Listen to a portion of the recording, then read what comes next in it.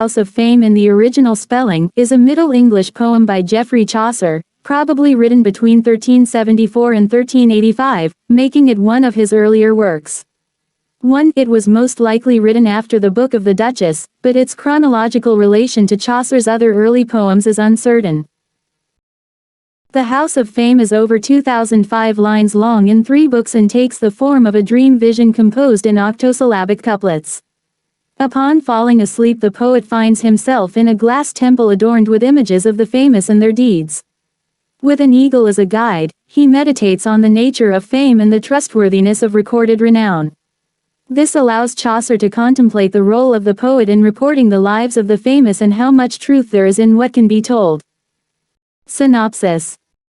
The work begins with a poem in which Chaucer speculates on the nature and causes of dreams.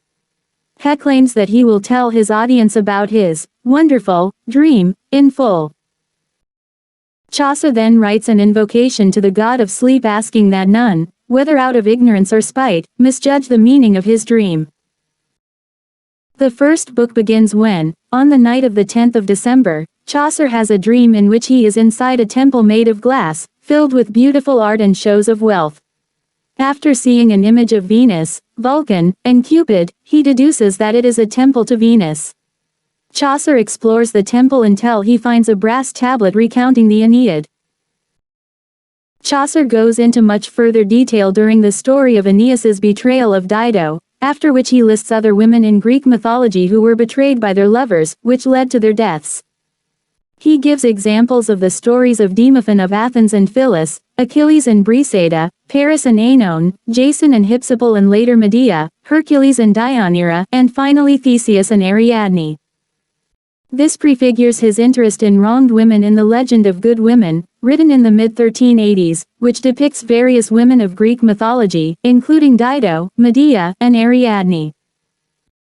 Chaucer finishes recounting the Aeneid from the brass tablet, and then decides to go outside to see if he can find anyone who can tell him where he is. He finds that outside the temple is a featureless field, and he prays to Christ to save him from hallucination and illusion. He looks up to the sky and sees a golden eagle that begins to descend towards him, marking the end of the first book. When the second book begins, Chaucer has attempted to flee the swooping eagle but is caught and lifted up into the sky. Chaucer faints, and the eagle rouses him by calling his name. The eagle explains that he is a servant of Jove, who seeks to reward Chaucer for his unrewarded devotion to Venus and Cupid by sending him to the titular house of the goddess Fame, who hears all that happens in the world. Chaucer is skeptical that Fame could possibly hear everything in the world, prompting the eagle to explain how such a thing happens. According to the eagle, the House of Fame is the natural abode of sound. The concept of the natural abode was an explanation for how gravity functions. A stone dropped from any height will fall down to reach the ground, smoke will rise into the air, and rivers always lead to the sea. Because sound is broken air, this means that it is light, which means that it will rise upwards, which means that its natural abode must be in the heavens. The eagle gives further evidence of this by comparing sound to a ripple. Later, the eagle offers to tell Chaucer more about the stars, but Chaucer declines, saying he is too old. They arrive at the foot of the House of Fame at the beginning of the third book, and Chaucer describes what he sees. The House of Fame is built atop a massive rock that, upon closer inspection, turns out to be ice inscribed with the names of the famous.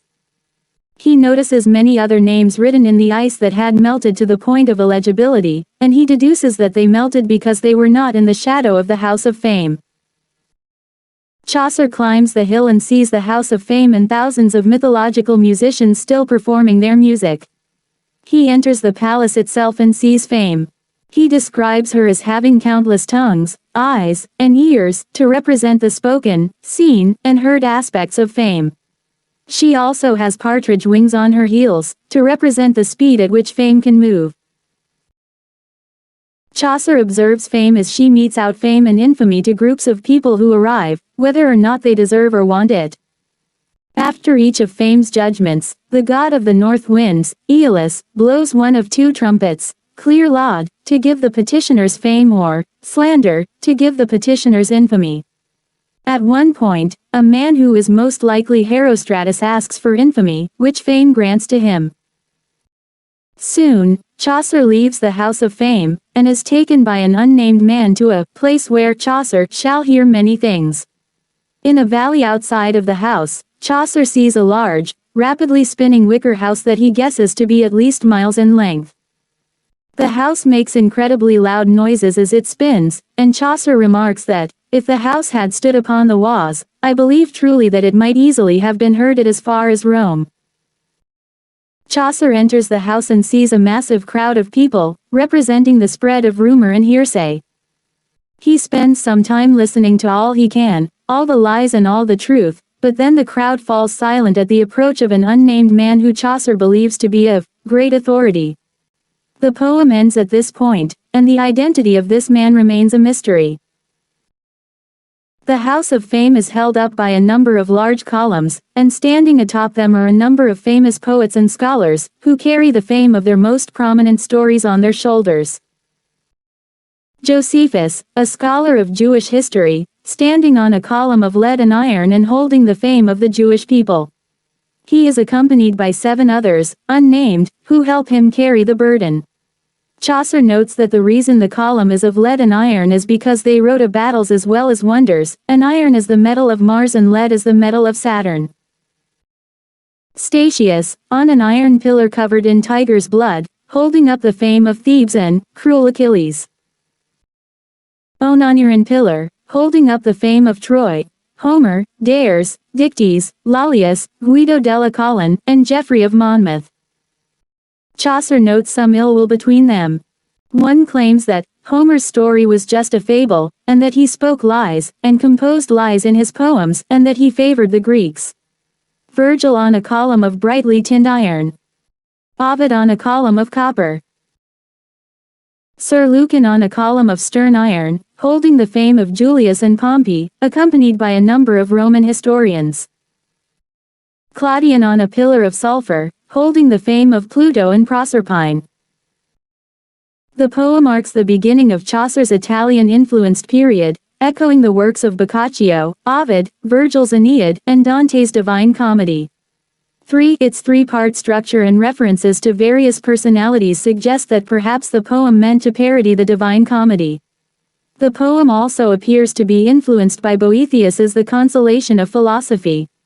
The work shows a significant advancement in Chaucer's art from the earlier Book of the Duchess. At the end of the work, the man of Greed Dr. It, who reports tidings of love, has been interpreted as a reference to either the wedding of Richard II and Anne, or the betrothal of Philippa of Lancaster and John I of Portugal, but Chaucer's typically irreverent treatment of great events makes this difficult to confirm. Other scholars have put forth the alternative hypothesis that the man of great authority is Elijah, or another of the Hebrew prophets. As with several of Chaucer's other works, the House of Fame is apparently unfinished, although whether the ending was indeed left incomplete, has been lost, or is a deliberate rhetorical device, is uncertain. The poem contains the earliest known uses in the English language of the terms galaxy and Milky Way.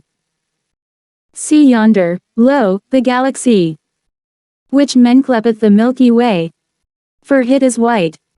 Geoffrey Chaucer, The House of Fame, c. 1380.